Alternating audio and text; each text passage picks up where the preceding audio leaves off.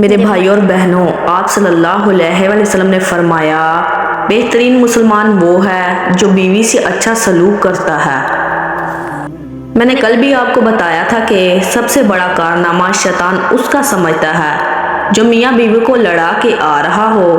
سب سے بڑا شیطان روزانہ کچہری لگاتا ہے اور پوچھتا ہے، ہاں بھائی کیا کر کے آئے ہو؟ ایک کہتا ہے زنا کروا کے آیا ہوں، کہتا ہے ٹھیک ہے بیٹھ جاؤ۔ دوسرے سے پوچھتا ہے تم نے کیا کیا؟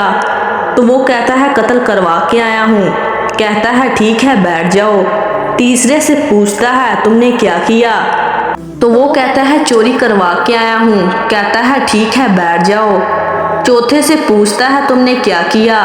تو وہ کہتا ہے ڈاکہ ڈلوا کے آیا ہوں، کہتا ہے ٹھیک ہے بیٹھ جاؤ۔ پانچویں سے پوچھتا ہے تم نے کیا کیا؟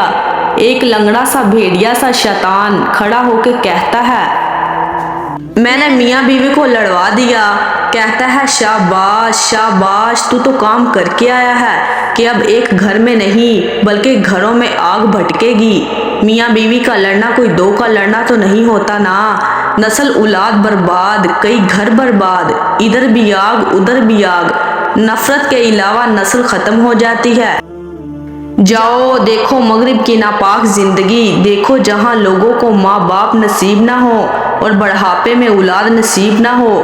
وہ معاشرہ جو بھی قابل رشک معاشرہ ہے، بچہ پیدا ہوتا ہے تو اس کو ماں کا پتہ نہیں ہوتا، وہ تو بیچاری کام کر رہی ہے، باپ ان کا ہوتا ہی کوئی نہیں، وہ پہلے ہی کس کس مصیبت کا شکار ہے۔